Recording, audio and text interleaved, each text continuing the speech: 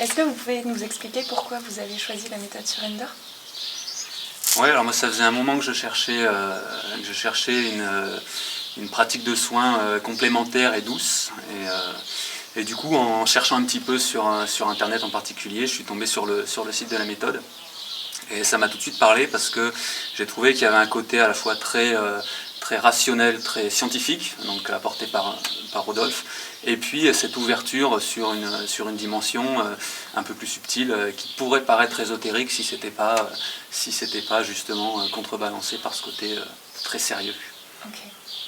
Et donc là, vous venez de terminer la formation, c'est ça? Ouais. Et quelle en a été votre expérience? Qu'est-ce que ça vous a apporté? Ben justement, ça m'a apporté sur ces deux plans, à savoir déjà une connaissance plus approfondie du corps dans son ensemble, tous les systèmes, du plus petit à l'écosystème global du corps et dans son environnement.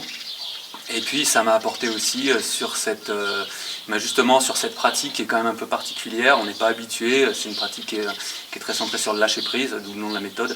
Et c'est vrai qu'on a toujours tendance à vouloir être actif, et là en l'occurrence on apprend au contraire à laisser faire, la vie.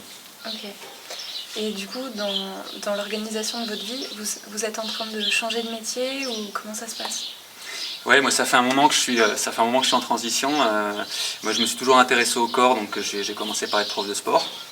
Je suis toujours prof de sport un petit peu et en complément, je me suis formé depuis une petite dizaine d'années à l'énergétique chinoise et plutôt sur le côté massage.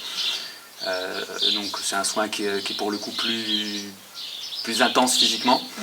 Et là du coup c'est vrai que la pratique Surrender est très complémentaire et ouais, s'intègre parfaitement dans cette démarche là et peut être menée à part entière ou en complément d'une autre pratique de soins, donc c'est parfait.